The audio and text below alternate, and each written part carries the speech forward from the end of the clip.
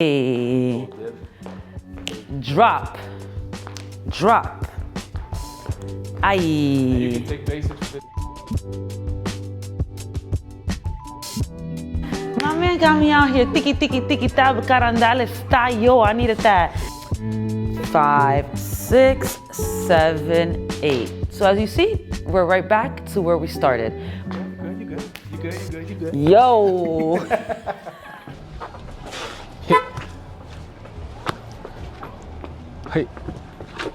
Hey. I get it.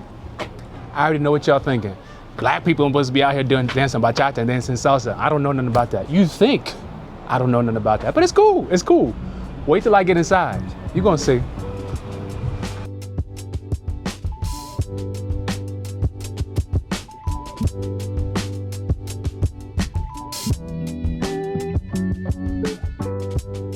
What's up, YouTube? How you guys doing? It is your host, VJ. I am accompanied by the wonderful Angely. What's up, Angely? Yes, hello everybody. Hello, BJ. Good to see you. Angely, we made it. We made it. We made it happen. It took a while. A lot of emails, but we're here today. We're here today. No emails. Right, no emails. My bad. I'm thinking about work. My bad, bro. But yeah, a lot of communication, but we made this happen. I'm really excited to talk about why bachata is different.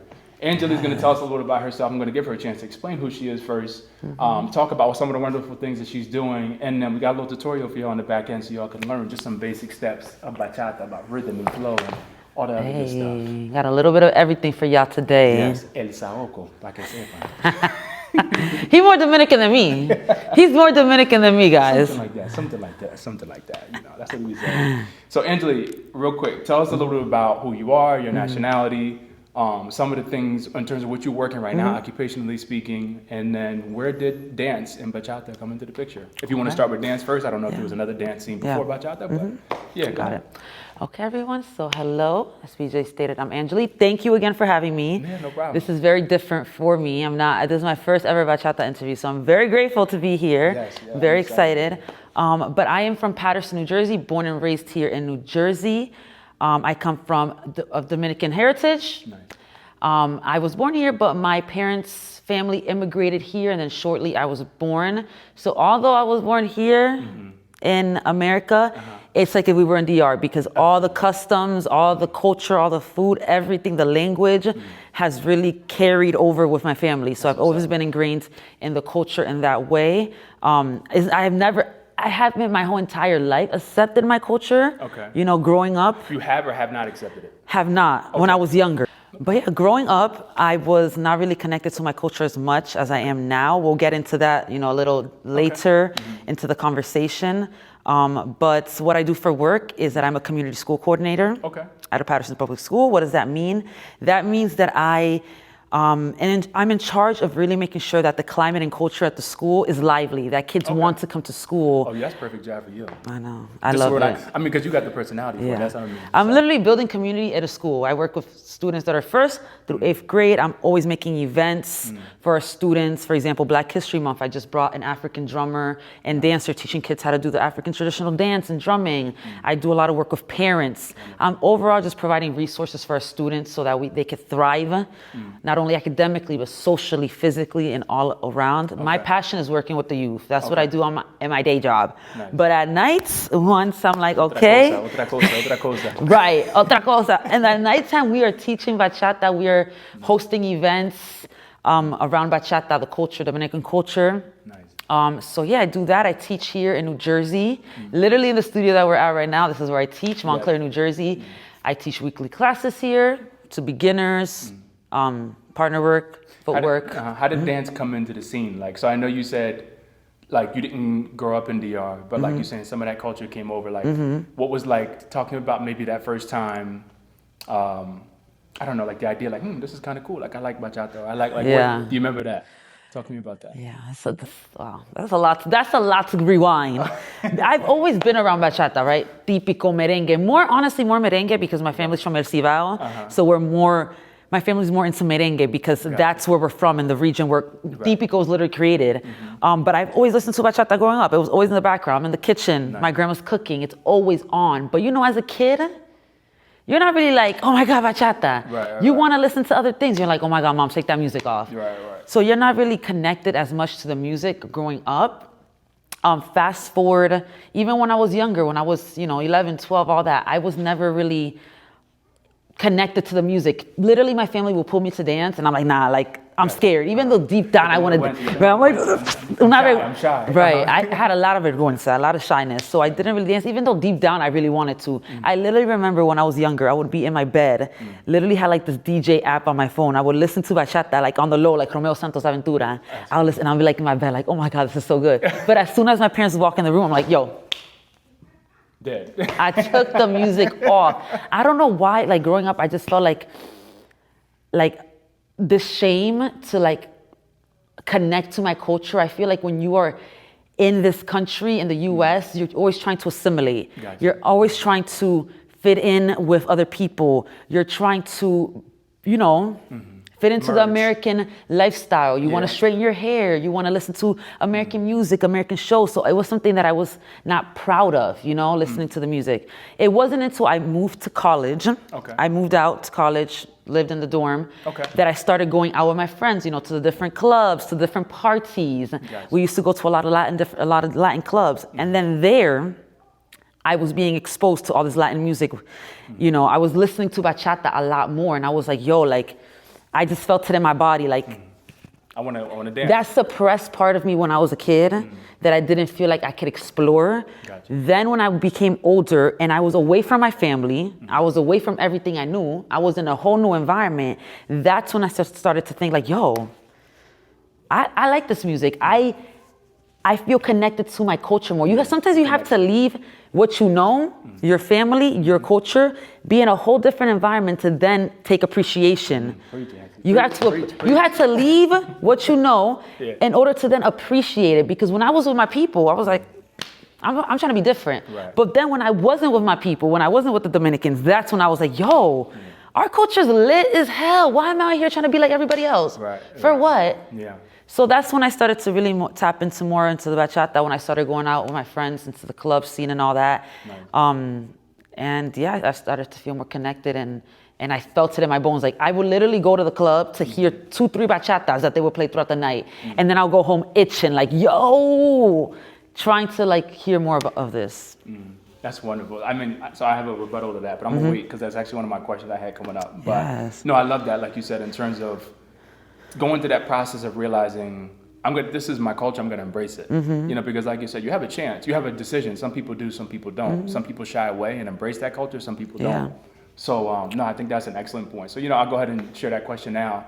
One of my questions to you is, what do you say to those people? Because I can relate to a lot of things you just said, but on a different level. So people here, I know you guys hear me talking Spanish. You'll see some of the videos in Spanish. I'm not Hispanic. I don't have any Latin roots that I know of. I just spend time with the people. I went to school abroad in Spain. And here we are after 11 trips to Dominican Republic, 10 trips to Costa Rica, 5 trips to Colombia. Dang. And all these other countries I've been to. He ain't counting though. 18. Yeah. He ain't counting. Yeah. He ain't counting. So here we are.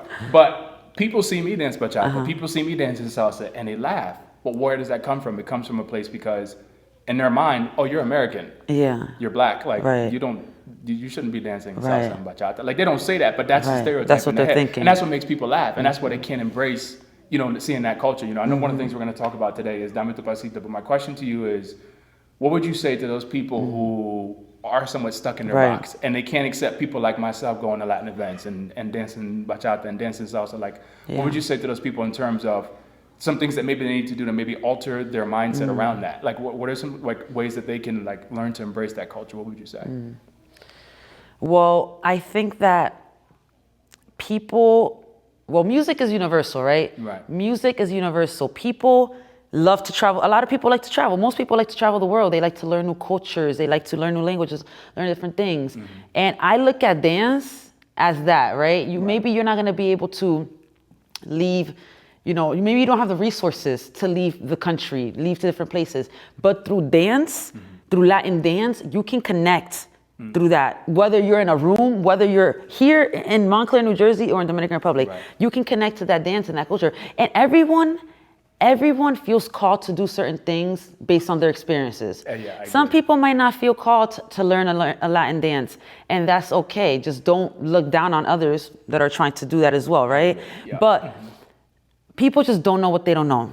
They might not know. Maybe they've never heard a salsa song. Maybe they've never heard a bachata song. Maybe they're just in their little bubble in their hometown, or maybe they're just ingrained in their own culture. I would just say, like, go out there and try new things. We're literally in New Jersey, in northern New Jersey, where I'm at, where there's so much diversity. Oh, yeah. There's people of all Latin American countries, of all places. Caribbean, right. everything, yeah. Everything's at your fingertips. If you really are feeling called to learn about a different Latin American culture, a dance or a language, Yeah. go out there, go into the businesses, go to a restaurant, a Dominican restaurant on the corner, go to a Dominican bar, change it up. But if you feel called to it, go do that. Yeah. Some other people, maybe they are just, I don't know. It's like people get stuck in their box. People get stuck in their box and they're afraid to challenge themselves and do something that's other. I mean, learning a Latin dance is scary, especially if you're not Latino. Like, that's a scary thing for people to do. Yeah. I would say also too, like, learn to be uncomfortable. Learn to be uncomfortable with doing things that people deem are weird. Yeah. People deem are different. Like, and I think that's one thing you got to remember. Like, I can relate to some of the same feeling you had, like talking about being in your room and cutting down the music when mom and dad walked in. I can remember when I first started learning Spanish, I used to think thoughts, oh man, who's gonna accept me like this? You know, people are gonna think I'm weird, I'm black, I'm American, I'm not supposed to be talking Spanish. Like, and I dealt with a little bit of that too. And then time just went on and I just said, you know what? I've gained a lot of friends. Yeah. I've lost a lot of friends, but you know what else? I'm a game where I'm gonna lose some. Yeah. That's just life. Yeah. You know what I'm saying? The people who wanna spend time with you, the people who wanna dance with you, the people who wanna talk Spanish with you, Yeah. they'll talk Spanish with That's you, they'll right, dance yeah. with you. And the people that don't, they don't. But They it's all good. Just Yeah. find more. You know what I mean? You know, so let's talk a little bit about Dame Tu Pasito, because I want to share with you how, and share with our viewers how I found Dame Tu Pasito. So what is Dame Tu Pasito and how did it all start? Yes. So Dame Tu Pasito is a bachata party that celebrates, highlights Dominican culture, Latinx culture, not only Dominican culture, because, you know, we're all more similar than we think. Right. Dominicans, Puerto Ricans, Peruvians, Mexicans, we're all very similar. So it's really a party that celebrates Dominican culture and other Latinx cultures through music, through dance, through community building. Me and Beverly started this social party. We say bachata party, we don't call it a social because we want everyone to feel invited to this, not just the social dance world. Because, you know, for you people that are watching, you might be a social dancer, right? Like you go to class, you go to socials, or maybe you're just a street dancer, someone that dances at the club, at home. Right. But we wanted the space to be a place where anyone could come. It doesn't matter if you've taken a class or if you take a million of them, come together to learn from each other. Yeah. A social dancer can learn so much from a street dancer and vice versa. A street dancer can learn from a social dancer. Right. So we really want to create this space where people can come together to really highlight traditional, I don't even like to say traditional bachata. It's just bachata. It's just bachata. Yeah. Ain't nobody, like, it's insane to me because when you go to DR, nobody's saying Dominican bachata. Yeah, I mean, it's bachata. if you say, because if you go down there, you say like central bachata, they don't know what you're talking about. They just look at you like, what are you talking about? It's just bachata. Yeah, right. They only know one form. You exactly. know what I mean? Yeah. So we really wanted to create this space to really just highlight the culture and bring people together to preserve this art. There's not many places in New York City and New Jersey where people are bringing others together to dance and connect to this music. Right. A lot of the times is other variants of bachata, modern bachata, sensual. So we really were like, we need a space where people can come together and dance, sing, connect, community. We are both bachata lovers, me and Beverly, bachata addicts. And honestly, we just wanted more spaces to dance and bring other people together. We are both community builders outside of Dame Tu Pasito. So it's not something that it's completely new to us. You know, working at a school, I'm used to bringing people together. I'm used to hosting events. We're really just blending our passions. We're blending our passions for bachata and community spaces. So that's really how Dame Tu Pasito was born. That's cool. Last year, wait. No, 2024. Yeah, we in 2024. Yo, we in 2026. 2-year anniversary in April. Yes. 2-year anniversary in April. But yeah, it's been a journey. We did not think that it would get this big. We just like, first social, we were like, maybe like 20, 30 people gonna show up. Like, first social sold out. It's crazy. And you know what's funny too? Even on my way up here, I'm driving right now to come meet Angely and do this video. oh shoot, I ain't buy my ticket for March 1st. I gotta go buy my ticket. I mean, this is my thought process. You know what I mean? So get your ticket for March 1st. BJ's gonna get it tonight. Yes, come y'all, and buy it quick because they do sell out quickly. Yeah, it's funny. So my first Dame Tu Pasito, I found it through. I love when stuff like this happens because people would never. You can't make this stuff up. A friend of mine who's Costa Rican from high school. Okay. He's the one that put me on the whole trajectory of learning Spanish. Took me to Costa Rica. That's what did it. Because I went to Costa Rica almost 12 years ago for the first time. I didn't know nothing. Okay. I couldn't speak to his family, and that was like what got me on that. That was spark. your friend, you said? My friend of mine from high school. Yeah, he's Costa Rican. So anyway, his younger sister was getting married in Costa Rica in March of 2023. Okay. That year, because the work I do is remote, I can pretty much be anywhere I want to be. I was in Costa Rica for like 2.5 months roughly that year. So I was like, you know what? I'm gonna go to the wedding, but I don't think I want to stay around any more longer because I had been in the country for some time. I'd rather go somewhere else. So I'm already thinking, okay, where do I want to go? Where do I want to go? That year, I went to Colombia for a couple days. I went to Cartagena. Okay. Nice. And I said, man, I really like Colombia, but I want to go back. I want to see some of the other parts. So you know what? I said, I'm gonna go see 2 places I want to see. I said, I want to see Medellin and I want to see Cali. Okay. So I went to Cali first and I loved it. So Cali, when I was there, I went out dancing. I love salsa. I don't know if y'all. Salsa. I love bachata, but I love my salsa and my salsa caleña. That's the salsa I like, guys. He likes all the music. He don't pick one side. I know. You like salsa more than bachata?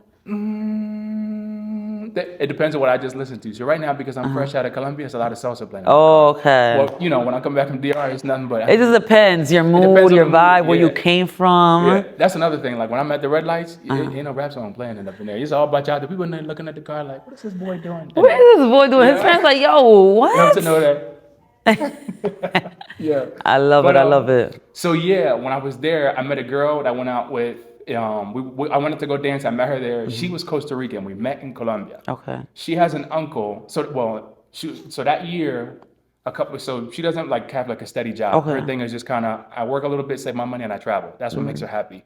That year, she went to DR for the first time for like 2.5 months. Same year in 2023. Loved it. She's more Dominican than you at this point. Sure. I mean, she got the language down. She got the slang down, everything. She loves the food, the culture. 2024, she came to visit her uncle who lives in the Hamptons. Okay. She's helping him out. He's got like a little cleaning business. She's like, yo, for my birthday in June of 2024, I found this event. It's called Dame Tu Pasito. She said, I found it on Instagram. Let's go. What? So I was kind of dragging my feet. So you had no idea. Wait, I think I've met her before. She's Costa Rican. Her name is Nicole. I'm taking a picture when we finish up. I think I remember her. Nicole, I appreciate you, girl. Te aprecio mucho, mi amiga. So I met Nicole. She's Costa Rican, like I said, not from here. So she said, yo, let's go to this event. It's called Dame Tu Pasito. So I was kind of dragging my feet on buying my ticket, and I was like, all right, come on, let's go. So he was not trying to go. I was just, you know what it was? I had never seen anything like that here. Okay. An hour from the crib, here in New York. Like, you know what I'm saying? So my mind was like, I'm not going to find the real bachata that I like to listen to. I go to DR and listen to. He had low expectations. Yeah, he was like, he was like, I did. They ain't going to dance real bachata. I did. So little did he know. Little did I know. So I said, okay. So I bought my ticket. I walked in, and the first thing I said was, wow. They play a real bachata. You mean I don't gotta listen to 10 songs of Anthony Santos? You mean I don't gotta listen to another 5 songs of Aventura? Not that I don't like Aventura Anthony Santos, but I'm like, yo, hold up. They play Tony Santos. I don't know if you know the difference between Tony Santos and Anthony Santos. They're not the same people. I'm like, wait a minute, Robin Cariño. I'm like, Antonio Carrasco. I'm like, wait, hold up. He had everybody. Okay, that's what we're at. Literally, yo. So, and that changed everything for me. And it's funny, like, our relationship is even like that. Nicole, like I said, she's not even American, but I've seen her. We've now seen each other in Colombia. We've seen each other in New York. We've now seen each other in DR twice. Wow. And that's the nature of our relationship. She's not even from here, but that's how I found you. Isn't it crazy how sometimes you got to go halfway across the world to find out something that's going on? Literally something that's right next to you. Yeah. I think that's interesting because that goes back to the other conversations that we're having with people being judging others based on wanting to learn Latin dance and the culture and the music. It's just we're so stuck in our bubbles at home. Even if we're someone like the BJ that's open-minded, that's traveling, even someone like him that's an open-minded person was still stuck in his bubble a little bit because he wasn't seeking to find places in his area that were doing this because he's like, there's no way. Yeah. There's just no way. Yeah. There's no way for it to happen here.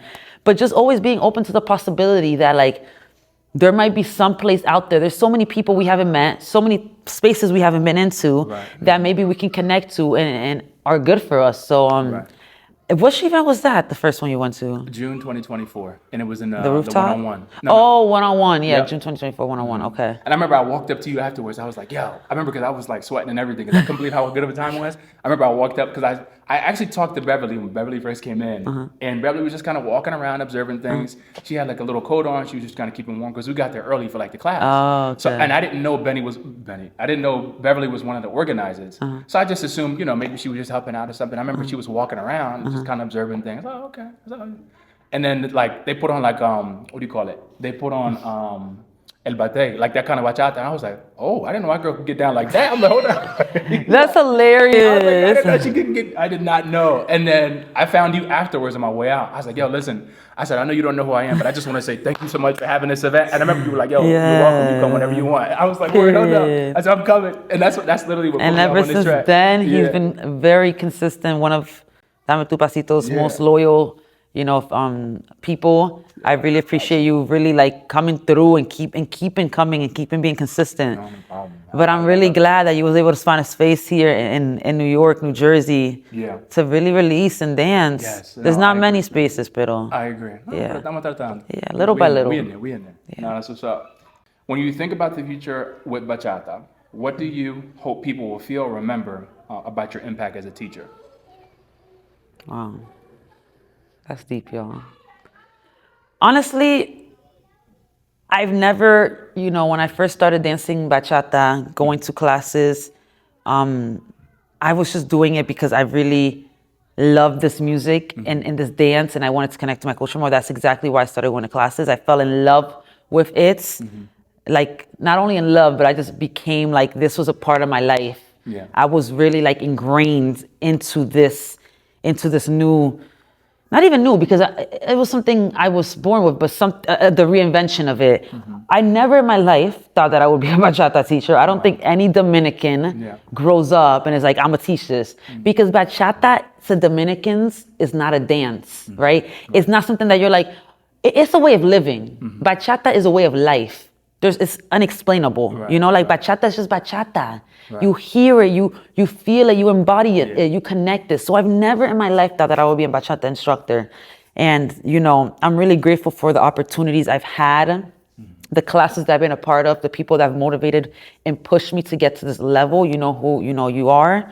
But I never in my life thought I would be an instructor, but I know that it's a part of my purpose, and I know that I'm making an impact. And the impact that I want to make is that I simply want people to come into the room and feel good about themselves. I want people to heal through dance. I want people to, if they are Latino or they are Dominican, I want them to connect deeper into their culture and find themselves more within this music. I'm not here to teach, like I'm here to like teach people about the technicalities of the movement, bachata, but that's not the purpose. That's not the mission. I'm here to bring people together so that they can heal through this dance, so that they can understand the power and the privilege that we have when it comes to dancing bachata, because this music wasn't even supposed to exist. I mean, it existed, but we had beginner's class. You're gonna get all the history with Angely. all the history. Yo, my 4 weeks. Everything. Todo. I learned things I didn't even know about bachata until I came in. I said, let me take some notes. Hold on. But we're very very privileged to be dancing bachata, because 60 years ago, this was something that was looked down upon, and it still is something that's continuing to grow. Some people still don't even accept bachata. So I'm really trying to bring people together, heal through dance, teach them about a new culture, whether they're Latino or not, and create spaces where people feel empowered to just move and just release. That's all we want to do. I just want people to feel seen and heard, feel understood, whether that's if I'm teaching a bachata class, whether that's if I'm hosting a Dame Tu Pasito event, whether that's me just, for example, if I'm either teaching a class or I'm hosting an event for Dame Tu Pasito, working on any bachata related project. Like, for example, we were featured in the Urban Stomp exhibits for the Museum of the City of New York, where they had a lot of different dances from New York City and around the world be featured, and me and Beverly were featured for bachata. It doesn't matter what the project is. We're just here to make people feel seen, heard, understood, connected to their culture, learn a new culture. And just feel empowered in their bodies, because that's why we're here. We're here to, do that. And like you said, it's funny how one thing leads to another. Like I think all the time about my friend Jose. That's the one that's from Costa Rica. It's a very real possibility. Like because I met him in high school. When I came to the high school we were going to my freshman year, he wasn't there because his family actually went to Costa Rica to try to live and start life down there. It didn't work out. They came back. Yeah. But it's like the thing, like, man, if he didn't come back, it's a very real possibility I wouldn't be sitting here with you right now. Yep. Because like I said, the whole trajectory of my life would be different. It would not be a possibility. You wouldn't. There's no way you could have been sitting here. Nah, I mean, absolutely no way. I was never raised in that culture. You know, I went to a couple of quinceañeras growing up, and I was like, oh, this is cool. Like, I like the music, but again, I never really had anybody that like brought me in. And his family was the first people that was like, yo, pack your bags, you into the culture. Costa Rica. And that's rare. And then and then that turned into me. I studied abroad. My final semester in school, I lived in Spain for 5 months. Best decision of my life. Came back from Spain. Then my friend says, yo, listen, we're going to DR. I was like, okay, I don't know. Let's go. We're going. I tell people I learned Spanish twice, y'all. I learned Spanish when I was in Spain, and I had to learn it again when I went to the Dominican Republic. Because I got to DR, and I was inviting people to go out, and they talk about, oh, mira, que yo no puedo salir, que estamos en olla. I'm like, wait, but I thought la olla was what you use in the kitchen to make the food. No, Two different types of Spanish. When they say que estamos en olla, estamos en olla. We don't have money, mira, que estamos en cero. No hay dinero, no hay dinero. No hay nada. And I had to learn Spanish all over again, so. Estamos pelados. Estamos pelados. Yo ando sin ni uno. Look, there's a lot of them. There's a lot of them. But again, it's like to think I would be a completely different person. So, like you said, embrace culture, getting out there. Don't be afraid to do these things, and don't be afraid to walk alone. Sometimes you got to for a season until you meet people. You know, that leads you to other people. So. And I love that point. That one thing leads to the other, and that just really shows you that you have to take a chance, and if you feel inspired by something, if you feel called to do something, you have to move. You have to really take that chance, because it really just takes one moment for your entire trajectory of life to change. But most people, they're gonna remain comfortable. They feel called to do something, they feel a signal, but they're like, nah, I'm not about that. Like, that's not my norm. But sometimes you really gotta quiet your mind, connect to your heart, and be like, yo, let me listen to this part of me. You listen to yourself. You went to Costa Rica with your friend, and look at what happens now. Now you're ingrained into all these countries of Latin America. Salsa, bachata. Literally, me, crazy, I graduated college. I was looking for a hobby. I was like, yo, let me get into bachata. Let me fulfill this passion that I've had in my heart and my soul, but I didn't know where to do this. So I went into this. I invested years of really training and investing in this. And then that led me to being a freaking bachata instructor and co-hosting events. I would have never in my life that I would be doing that. But it's about listening to that calling that you have, and knowing that one thing leads to the other in that voice. No, absolutely. Yo, I could keep talking. Honestly, I got plenty of questions for Angely, but I know y'all need to learn some basics, especially from our people that know nothing about bachata. So we're gonna put a little tutorial together, and then we're gonna have some fun on the back end. So stay tuned. Stay tuned.